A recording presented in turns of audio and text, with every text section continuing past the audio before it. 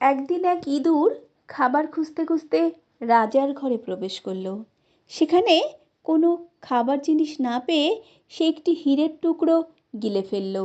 এদিকে হীরে চুরি হওয়ার কারণে রাজপ্রাসাদে হুলস্থুল কাণ্ড বেঁধে গেল। রাজামশাই জ্যোতিষীকে ডাকলেন। গণনা করে জ্যোতিষ বললেন, এই হীরার টুকরোটি একটি ইঁদুর খেয়ে ফেলেছে। সেনাপতি হীরা উদ্ধারের জন্য ঢেরা পিটিয়ে পুরস্কার ঘোষণা করল। এরপর এক শিকারী রাজসভায় এসে বলল, সে ইঁদুর মেরে হীরা উদ্ধার করবে। শিকারী যখন ইঁদুরটির খোঁজে বের হলো, তখন দেখতে পেল হাজার হাজার ইঁদুর একে অন্যের সাথে দল বেঁধে রয়েছে। আর একটি মাত্র ইঁদুর সবার থেকে আলাদা এক জায়গায় একটি ইটের ওপর বসে যেন সে সিংহাসনে বসে আছে।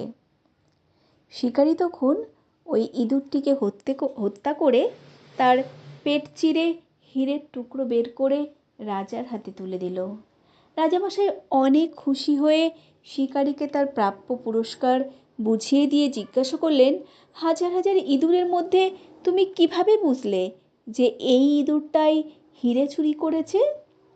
শিকারী মৃদু হেসে জবাব দিল, এটা খুব সহজ মহারাজ। মূর্খ যখন হঠাৎ বিত্তবান হয়ে যায়, তখন নিজেকে অন্যের থেকে আলাদা মনে করে, নিজের জাতির সঙ্গে চলাফেরা এবং মেলামেশা বন্ধ করে দেয়। এই মূর্খ ইঁদুরটাও তাই করেছিল। হীরা চুরি করে নিজেকে সবচেয়ে ধনী এবং ইঁদুরদের রাজা ঘোষণা করে আলাদাভাবে বসেছিল। নীতিকথা এই যে, হঠাৎ অর্থাগমে স্বজন বা বন্ধুবান্ধব ভুলে গেলে ধ্বংস সন্নিকটে। সংগৃহীত কণ্ঠে আমি সুমিত্রা।